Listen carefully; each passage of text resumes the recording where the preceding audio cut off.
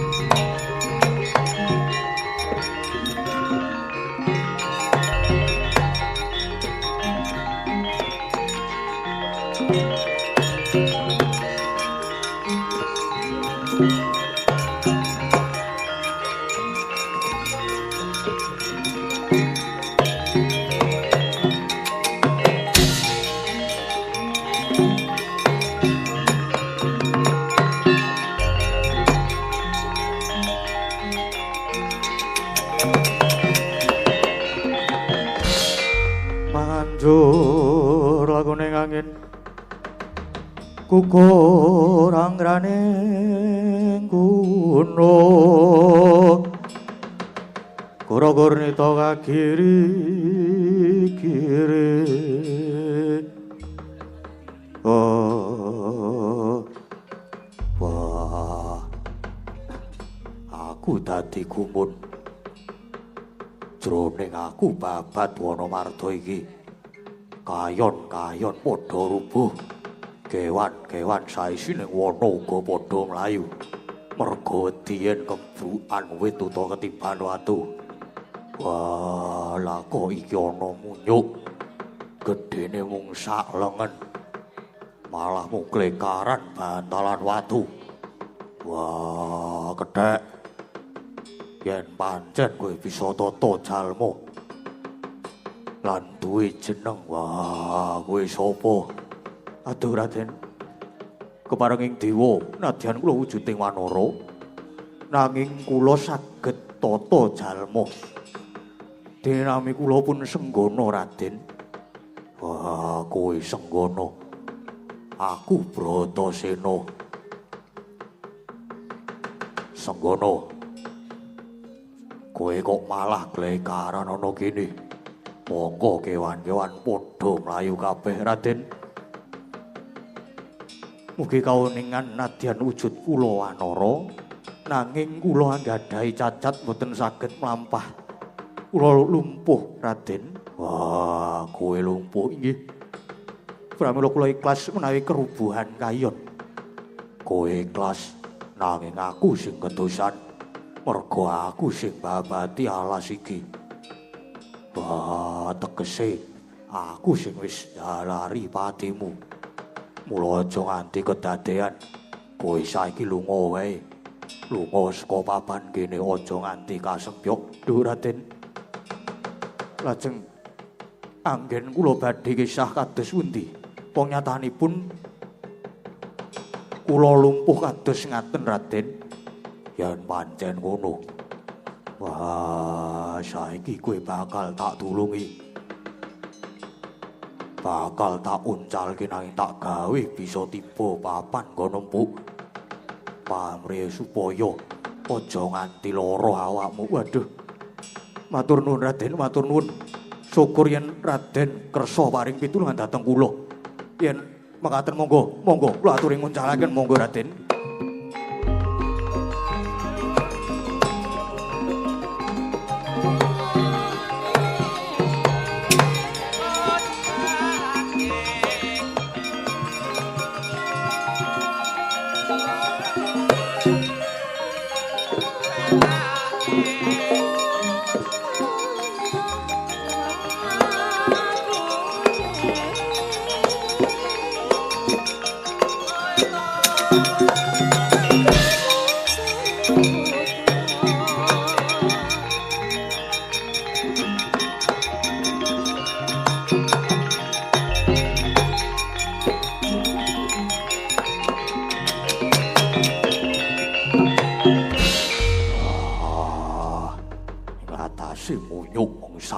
gedene wah bote ora umum lho wonten menapa to Raden wonten menapa kaya aja pamer karo Bratasena ing atase muncul sak lengen wae tak junjung aku ora kuat wah mongko wit sak prangkul rong prangkul tak jebol nganggo tangan siji wae aku kuat wah kula aja pasang walat Raden kula menika namung munyuk alasan kok pasang walat niku. Wah, aja pamer. Kowe rasah pamer. Apa rumangsane munyuk sing digdaya kuwi mung kowe dhewe? Wah, aku ya duwe sedulur, wujude ya kethek putih. Jenenge Anoman. Wah, kowe tak kandhake dulurku Anoman. Mesti kowe bakal kewirangan. Anoman mesti luwih hamuk lah adalah adikku Bratasena.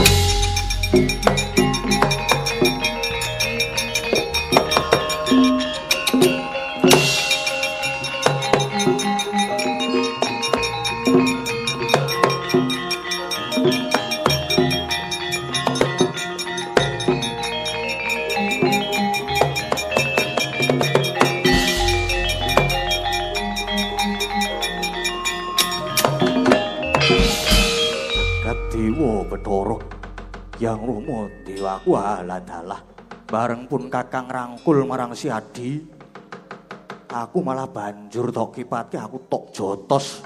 Wah salah kowe ngaku aku yen aku iki jare adimu lho pancen sliramu kuwi adiku mergo sliramu mau nyebut yen to duwe dulur lanang wujude kethek putih jenenge Anoman yo jenenge Anoman kaya kethek putih ning jenenge Senggana lho piye to iki Senggana ki ya Anoman Anoman ki ya Senggana kuwi jenengku kabeh mergo jenengku ki akeh Anoman Senggana Rama Dayapati Maruti Anjani Putra kuwi jenengku ana akeh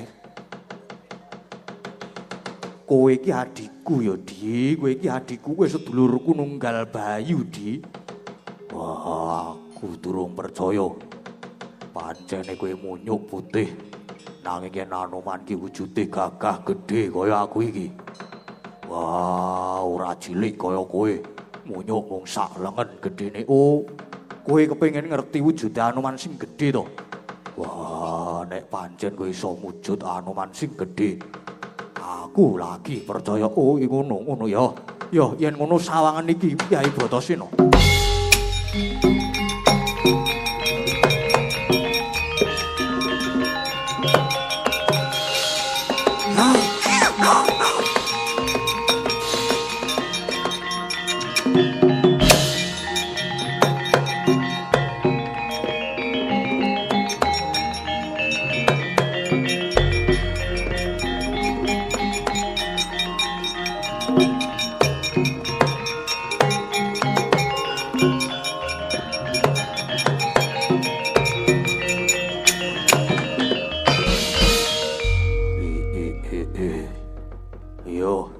Bratasena sawangen Anoman saiki wis gedhe.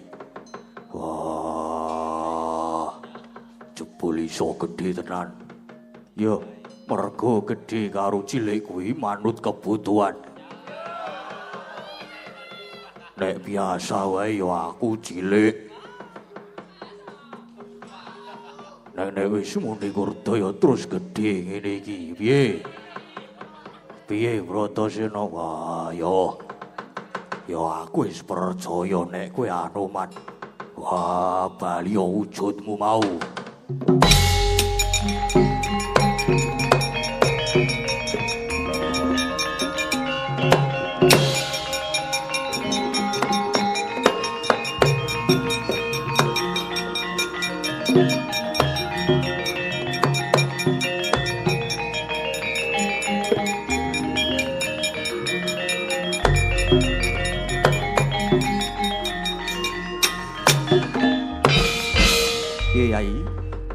Wis percaya to nek aku iki Anoman ya kakangmu.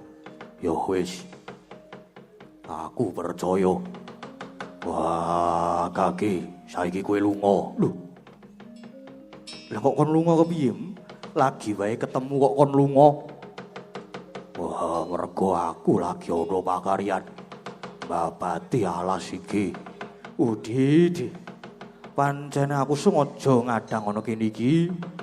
Mergo aku ngeman marang si Adi. Aja mbok bacutke ya, Di, aja mbok bacutke. Mergo alas iki gawat kaliwat angker.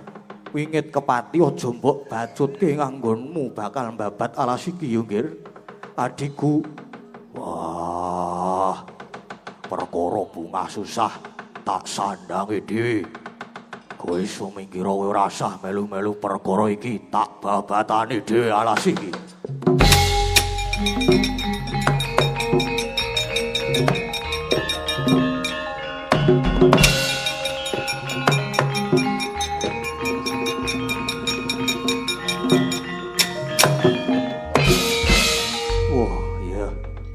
Bratasena yen duwe tekad kaya Gunung Waja ya. Ning nadyan kepiye wae kowe sedulurku nunggal bayu mula nek ana bot kerepotane Anoman kudu ngewangi tak ewangi ya Di.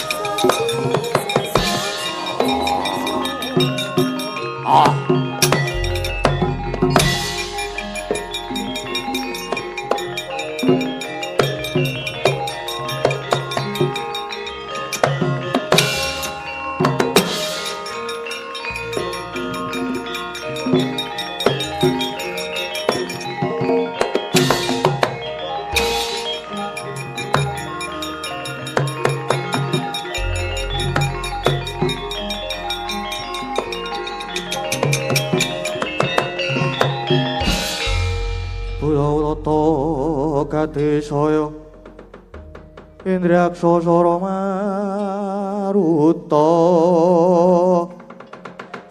Bawana-wana margana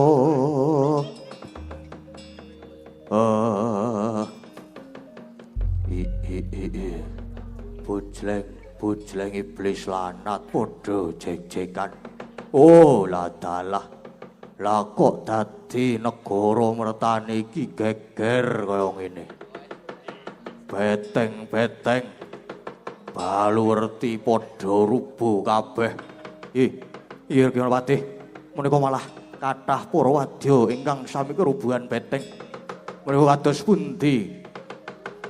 Kados pundi menika Kinopati? Wangune iki ana titah ingkang salah gawe. Wani mlebu ana alas kene sing sejatine beteng-beteng padha rubuh kuwi dikira wit. Baluwerti kuwi mbok menawa dikira wujude watu. Merga iki pancen negara kajiman. Cetha menungsa sing salah gawe. Wadya kajiman kabeh wae. Mara kage Prapakono menungsa salah gawe iki. Kisaken dawuh. Rekyana Pati.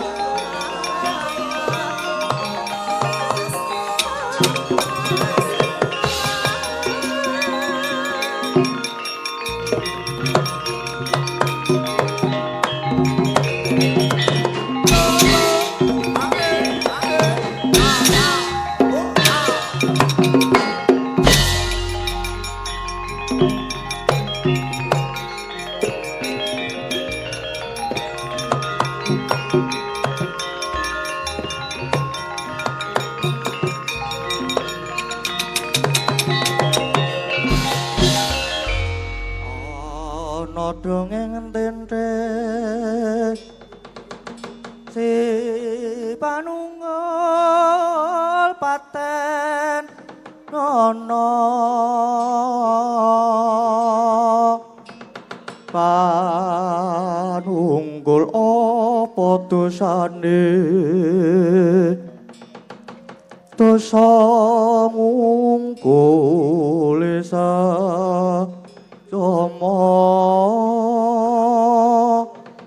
Ojo dindak kualat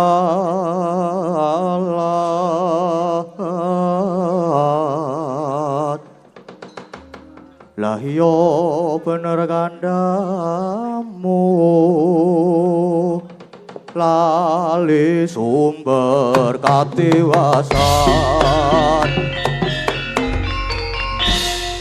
wah ladalah gawe rusak papan dunungku tak kira yen penungsa jebul wujude keteput ayo yen pancen kowe munyu bisa omong lan duwe jeneng kowe sapa takon marang aku Anoman ya senggono bali takon kowe sapa wah iso omong tenan jebul jenengmu Anoman ya aku Tumenggung Sapu Lebu munyu Anoman kowe sing wis cetha gawe rusak papan dunung ayo manuta tak bondo tak aturke ratu Gustiku sing gawe rusak iktine dudu aku. Nanging aku ya mung saderma ngewangi sedulurku nggone babat Wonomarta. Wah, tenan. Ngertine papan iki dikira alas. Ngerti ya.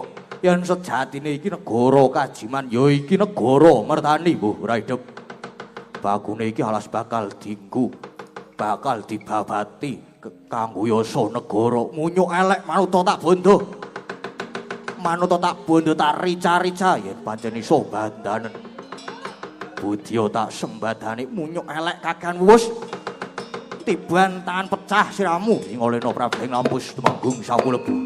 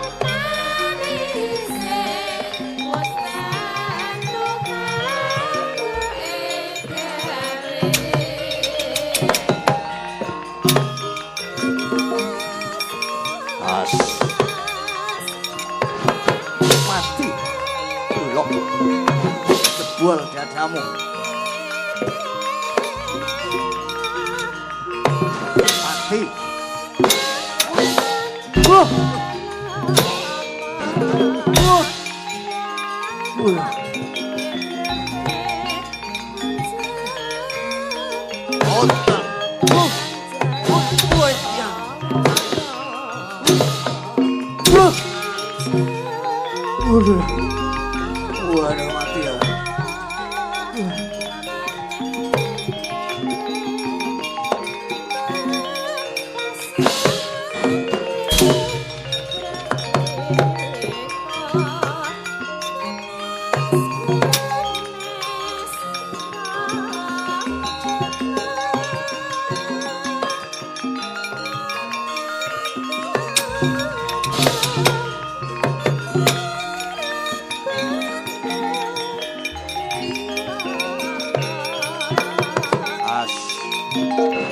Jebol dadamu.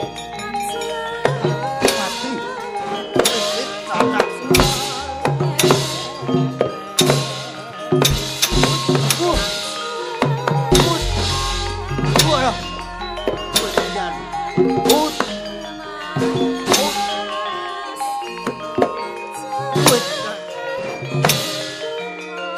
Jebol dadamu.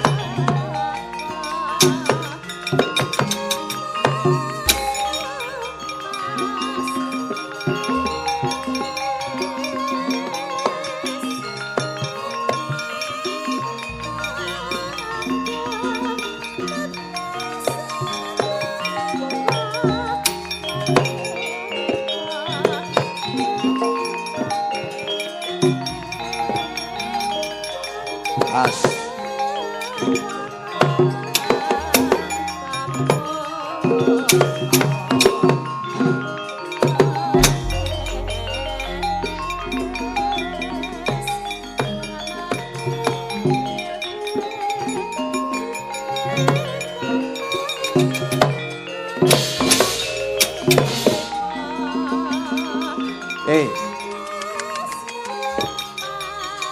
Balik lagi.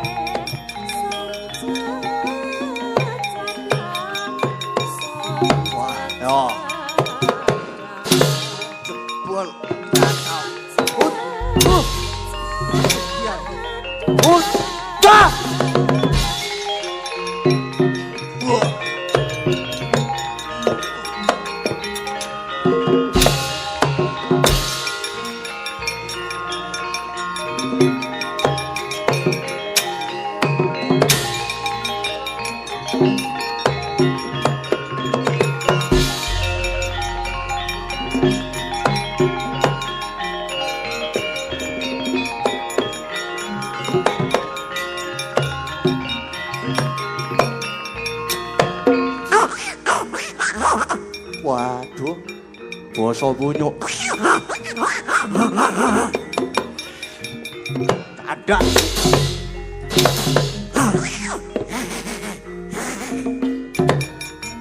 Ya.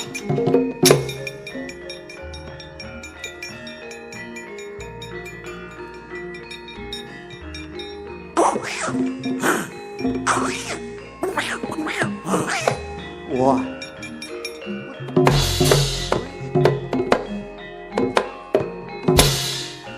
Wah.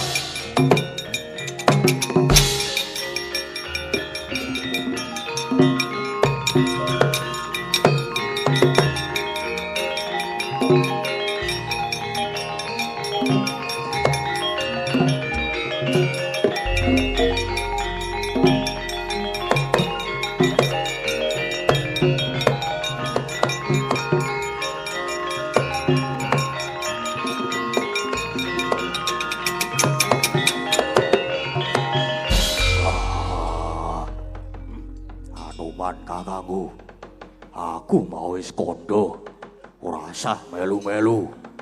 Wah, ngopo kowe melu tumandang? Malah mau ngisrui.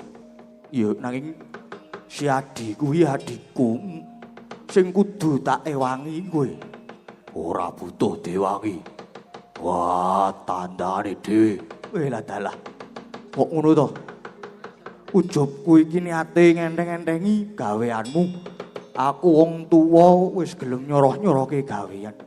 Ngono wae ya ora trima. Ya wis.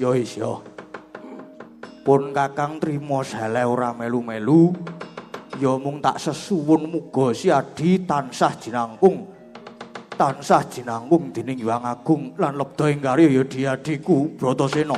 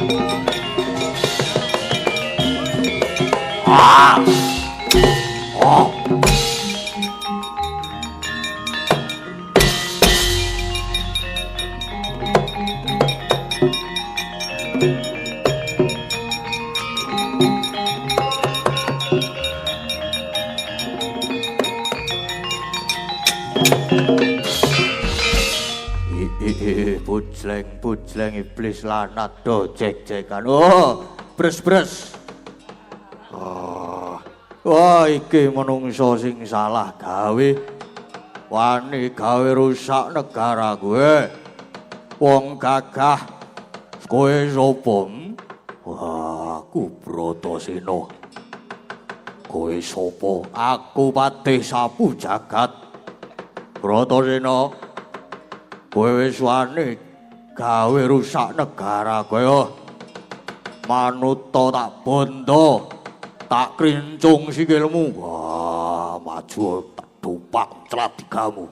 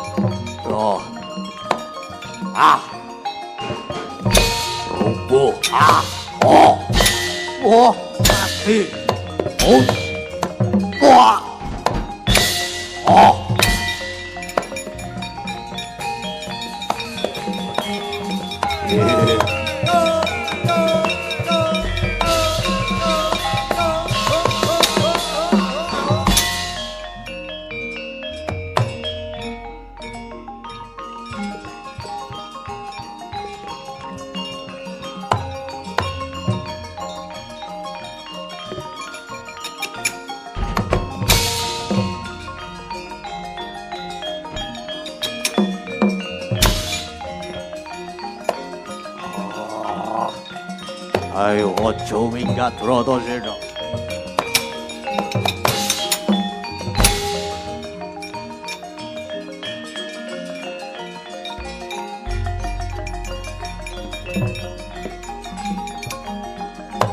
Wah!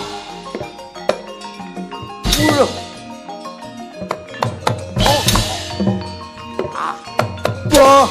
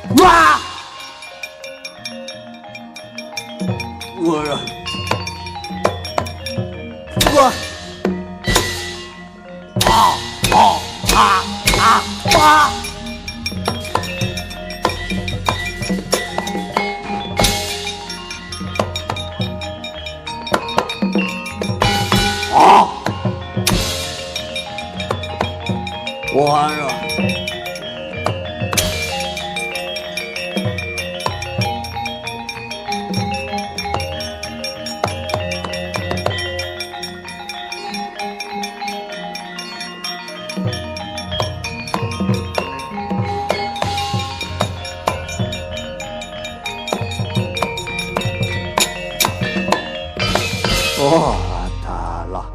Mulane kok wani gawe rusak papan durungku. Oh, jebul ora iso disangga enteng Bratasena. Ning aja girang-girang gemuyu Bratasena. Tibane ajaji tampanana, Jala Sutra tampar rencana Bratasena.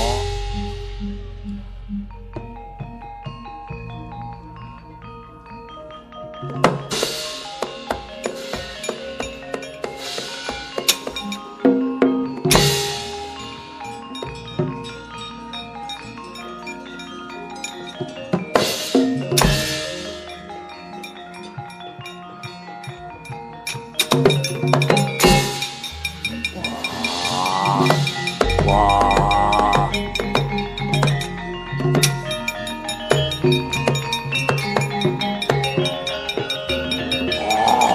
Ah. Ah.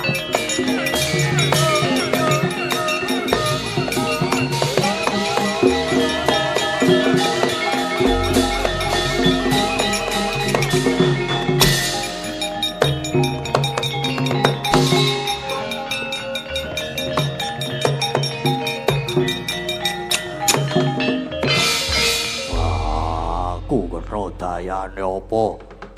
Wah, aku tulungono. Aku ora iso mubah, ora iso musik. Wah, aku ora iso glawat.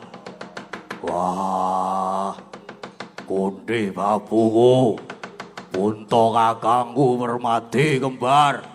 Wah, aku susulan, aku tulungono. Ah, kena daya ajajiku. Ora iso. Obah kowe mung iso ning kene tekan mati wong iki ya ning tengah alas. Ayo. Sambato sak seru-serumu. Sambato. Kage sambato. Wah, aku tulungono ora ana sing arep nulungi. Ora ana sing krungu tak kandhani. Ayo wis sambato we Bratasena basa ning tengah alas we.